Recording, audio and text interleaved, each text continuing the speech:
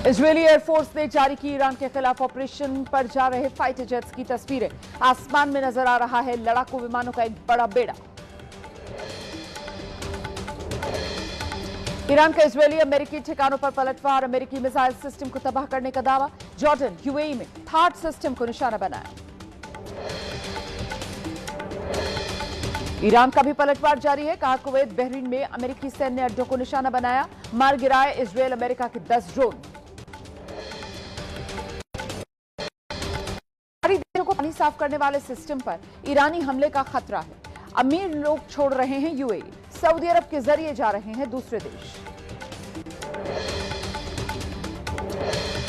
उत्तरी इराक में इरबिल के उपनगर अंकाबा में ईरान का ड्रोन गिरा।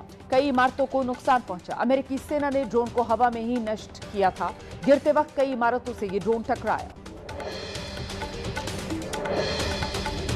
इजरायली सेना का ईरानी फाइटर जेट गिराने का बड़ा दावा। लेबनान में हिजबुल्लाह के ठिकानों पर भी हमले जारी हैं। लेबनान के लोगों से इलाका खाली करने को कहा है।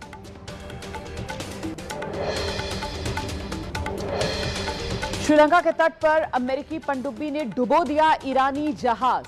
श्रीलंका की नौसेना को मिले 87 शव, 32 लोगों को बचा लिया गया। व्हाइट हाउस की प्रेस सचिव ने कहा है, वर्ल्ड वॉर 2 के बाद ये पहली बार टॉर्पीडो का इस्तेमाल कर 20 से ज्यादा ईरानी जहाजों को नष्ट किया है। ईरान की सबसे बड़ी सबमरीन को हमने तबाह किया।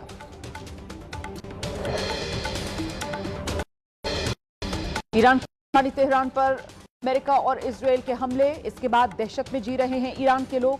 पिछले कुछ दिनों में तेहरान से करीब 1 लाख लोगों ने पलायन कर दिया है। यूएन की एजेंसी के हवाले से यह खबर है।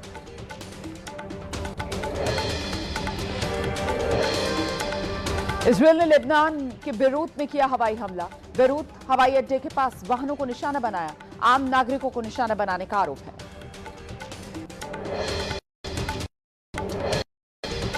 युद्ध से एक हफ्ते ईरानी आसमान पर रणयंत्र, ईरान ट्रंप को मारने की कोशिश, का प्रयास करने वालों को मार गिरा।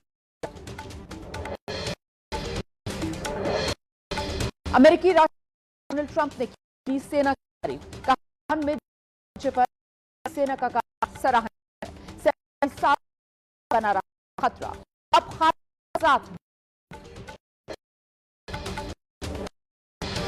अमेरिकी सेना राष्ट्रपति ट्रंप को ईरान पर हमले रखने का जो प्रस्ताव किया था वो गिर गया है। ट्रंप की पार्टी के ही सदस्य पेश किया था। ईरानी राष्ट्रीय सुरक्षा परिषद के सचिव अली लारिजानी का बड़ा दावा। पिछले कुछ दिन में 500 से ज्यादा अमेरिकी सैनिकों को मार डाला। ट्रंप ने अमेरिकी जनता को अन्यायपूर्ण युद्ध में घसीटा। कतर ने गैस लिक्विफिकेशन पूरी तरह से बंद कर दिया है। सूत्रों के हवाले से बड़ी खबर है, कम से कम 1 महीने तक सामान्य नहीं हो पाएगी ये सप्लाई।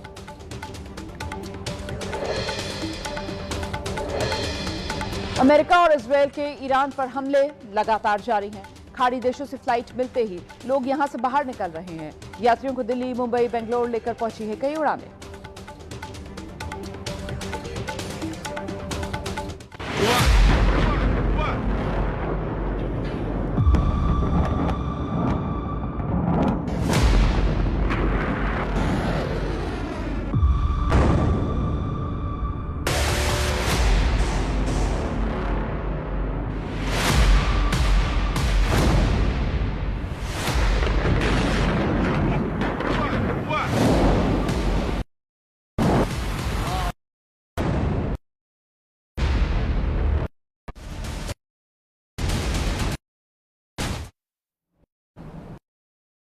बड़ी कवरेज हम शुरू करने जा रहे हैं पर जो में प्रवेश कर ऐसे में अमेरिका से ये जो ऑपरेशन एपिक फ्यूरी शुरू हुआ है इसके 100 घंटे हो चुके हैं, लेकिन इस बीच पलटवार का सिलसिला थमने का नाम को लेकर आगे सुरक्षा विशेषज्ञ रिटायर्ड विनोद दत्त मौजूद हैं। उनके पास मैं आपको लेकर चलूंगी और उनसे समझेंगे कि अब ये युद्ध में आगे बढ़ता हुआ नजर आ रहा है। लेकिन उससे पहले एक इजरायल पर भीषण हमला बोला है। ईरान ने इजरायल पर बैलिस्टिक मिसाइल्स दागी है। जेरूसलम में सेंट्रल इजराइल में, वेस्ट बैंक में सायरन गूंज रहे हैं। ये सायरन इस दहशत का माहौल है, सब निशाने पर इजराइल पर निशाना साध रहा है। बड़ी बात यह है कि इजराइल का सुरक्षा कवच, वो आयन या वो लेजर बीम, वो भी जगह मात खा रहा है और इस वजह से ईरान जो है वो इजराइल पर निशाना साधने में कामयाब हो पा रहा है। अब सीधे आपको लेकर चलेंगे खास मेहमान ब्रिगेडियर दत्ता के पास और जरा ब्रिगेडियर दत्ता से ये समझते हैं, छठा दिन आज इस युद्ध का शुरू हो चुका है सर, किस दिशा में अब ये युद्ध जा रहा है? देखिए, आज करीब 100 से ज्यादा घंटे हो चुके हैं, 6th डे है आज वॉर का जी। और अमेरिका ने ये तवक्को नहीं की थी कि ईरान इतना स्ट्रॉन्ग फ्रंट मतलब पुटअप करेगा, क्योंकि उनको इस बात का इल्म था कि अगर उनके सुप्रीम लीडर को मार दिया जाता है या उनकी जो टॉप मिलिट्री लीडरशिप थी उसका खात्मा कर दिया जाता है तो जो उसका मनोबल है ईरान का वो टूट जाएगा। लेकिन इसके बरखिलाफ चीजें देखने को मिल रही हैं। ईरान और ज्यादा अपने तेवर स्ट्रॉन्ग करते हुए दिखाई दे रहा है।